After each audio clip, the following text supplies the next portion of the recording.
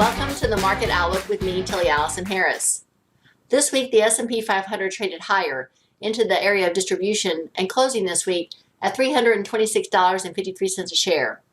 We identified those areas of distribution on the 240-minute chart.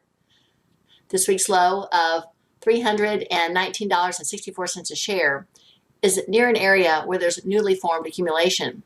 Let's look at the chart of the S&P 500 ETF and identify the newly formed areas of accumulation and review the higher areas of distribution.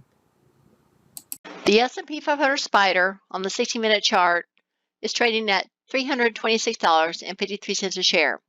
We can see that we're trading an area of distribution previously identified in our session.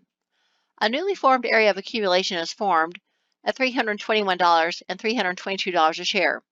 So we anticipate that prices will attempt to trade higher this week, but should they trade lower, there's a lower area of accumulation below, but nearly $316 to $317 a share.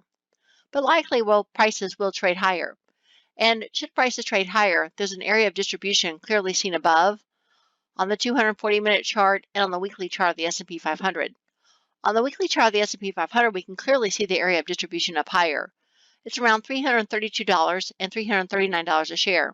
So over time, prices will attempt to trade to these levels. The newly formed area of accumulation is also clearly seen on the weekly chart. It's about $320 a share. So we anticipate this week that prices will continue to trade inside this range.